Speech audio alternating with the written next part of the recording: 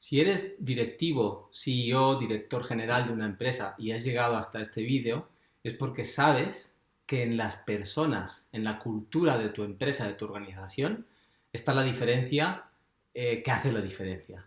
La ventaja competitiva más importante que puedes tener de cara al futuro. Yo lo descubrí con experiencias no muy buenas, trabajando para jefes que eran todo menos líderes o motivadores, pero también he tenido la suerte de trabajar con auténticos líderes y personas que me han motivado, inspirado y llevado a aprender muchas cosas, y la verdad que estoy muy agradecido por eso, ¿no?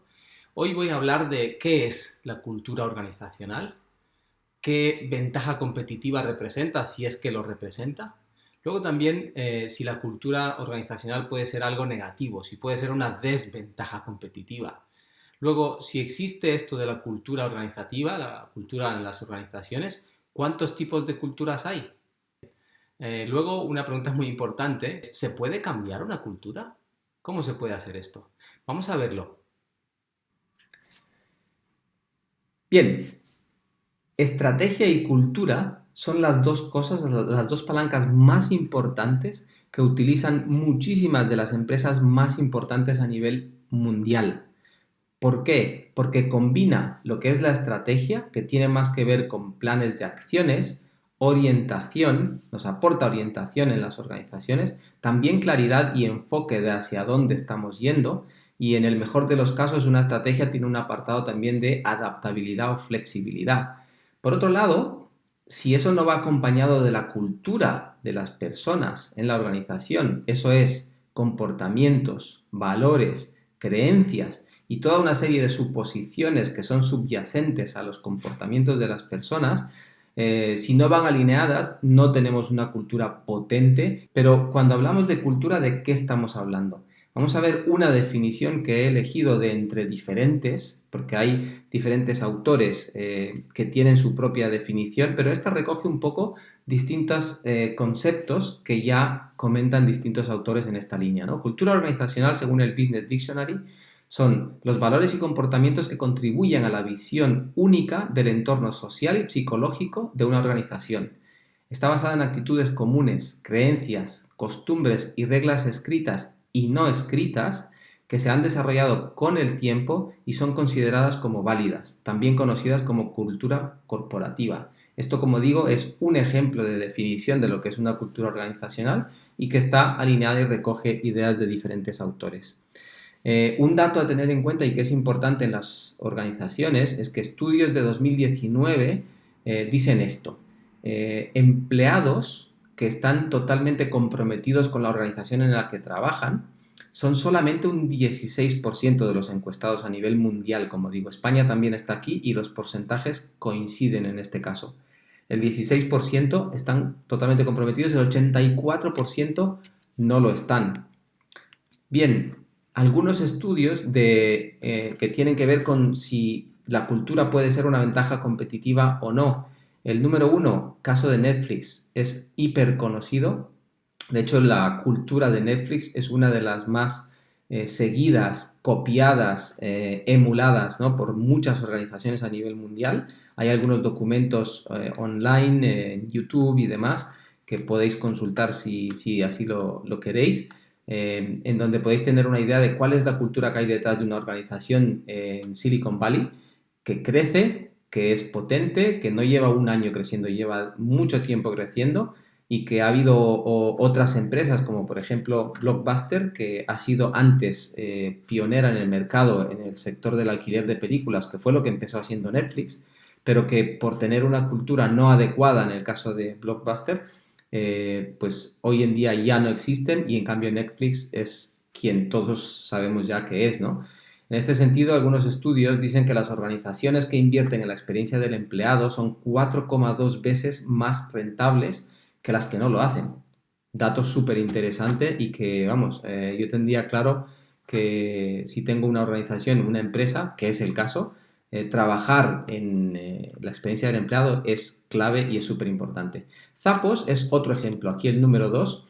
En algunos estudios, y Zappos es uno de los ejemplos que ponen en estos estudios de un profesor de Harvard y otras personas que han colaborado, han escrito un libro también, el Corporate Culture and Performance, dicen que en un estudio de 10-11 años aproximadamente, el valor de las acciones de aquellas organizaciones que tenían una fuerte y deliberada cultura incrementaron el valor de esas acciones en más de un 900% versus solamente un 75% de las que no tenían esa cultura fuerte y deliberada, ¿no? Vamos a ver dos ejemplos contrarios de fracaso total por una cultura no adecuada, ¿no? Theranos es un caso famoso, es otra empresa de Silicon Valley, una unicornio, de estas que llegan a valer miles de millones de dólares. Consiguieron toda una serie, Elizabeth, que era la directora general, la creadora de la idea, consiguió millones de dólares en subvenciones, en apoyo, en rondas de financiación y luego muchos más, y estuvo durante más de 10 años en realidad con engaños, secretismo y toda una serie de cosas que definen a una cultura tóxica. Y esa empresa increíblemente llegó a hacer lo que llegó a hacer, porque la verdad estar más de 10 años en Silicon Valley con esto es increíble, pero al final desapareció.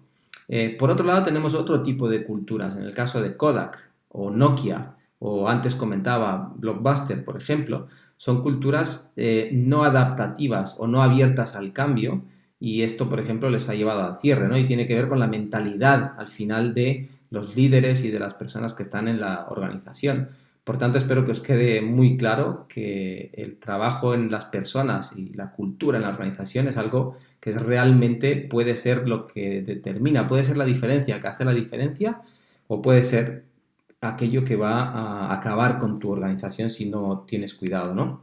Bien, ¿qué tipos de cultura hay? Dependiendo del autor que veamos, hay distintas formas de enfocarlo, distintas maneras de verlo, ¿no? Aquí tenéis algunos nombres de autores conocidos, en este caso Edgar Schein, por ejemplo, o Charles Handy, por otro lado, o en el de la izquierda, que aparecen los 8 tipos de cultura, de Spencer Stuart, a través de distintos autores. Hicieron un artículo en Harvard Business Review donde lo explica de una manera bastante detallada y clara, y la verdad es que es súper interesante y ayuda muchísimo, no solamente en el caso de las 8 culturas de Spencer Stuart, sino los otros autores y todo el trabajo que llevan hecho detrás en las últimas décadas, nos sirve para poder evaluar cuál es el tipo de cultura que nosotros tenemos, según la empresa y sector para el que trabajamos, también cuál es la cultura que deberíamos empujar a tener o hacia dónde nos tendríamos que desarrollar nuestra cultura para tener una cultura más adecuada y que nos ayude a tener esa diferencia que hace la diferencia y a tener más éxito al fin y al cabo, ¿no? Pero ¿se puede cambiar una cultura? Lo primero que debemos hacer es empezar por definir nuestra cultura actual y luego aplicar una serie de pasos que, vuelvo a decir, según el autor, son diferentes las recomendaciones que hacen, pero tienen algunos puntos en común y eso es interesante tenerlo en cuenta. En este caso yo os presento un modelo que es el que yo utilizo en las organizaciones en las que trabajo, que consta de 8 pasos. Los primeros 3 pasos tienen como objetivo crear un contexto o un clima para el cambio, es decir, antes de empezar ningún cambio hay que hacer una serie de trabajos, como pone aquí, crear primero una necesidad, luego definir un equipo que te va a ayudar a hacer realidad ese cambio, que lo van a promover, y luego establecer una visión clara de hacia dónde nos dirigimos, para que sea muy claro para todo el mundo cuál es esa visión. Luego los otros 3 pasos tienen que ver más con generar compromiso y facilitar el cambio, porque sin compromiso por parte de las personas difícilmente un cambio ocurre, y luego debemos empoderar o apoyar que esos cambios vayan ocurriendo a lo largo del tiempo, creando éxitos a corto plazo, apoyando a que los cambios vayan ocurriendo y asegurándonos de comunicar muchísimo para que se compre esta idea de la nueva cultura. Por último, hay 2 pasos más que constan básicamente de construir una base sobre los éxitos que se han conseguido. Y por último, el último paso sería anclar los cambios en la cultura, ¿no? Los cambios que se han ido generando a lo largo del proceso. Esto sería una manera de afrontar esa evolución cultural hacia una mucho mejor. ¿De acuerdo? Básicamente ese sería el gran resumen. Si queréis saber cómo está o cuál es la cultura que hoy tenéis en vuestra organización, si queréis definir una visión clara de hacia dónde queréis evolucionar con una nueva cultura alineada con la visión y con la estrategia de vuestra empresa, vuestra organización, solo tenéis que poneros en contacto conmigo, con mi empresa, y estaremos más que encantados en regalaros una sesión estratégica gratuita para definir un poco cuál sería ese trabajo y cómo podéis afrontarlo. Gracias y espero que haya sido de utilidad. Chao.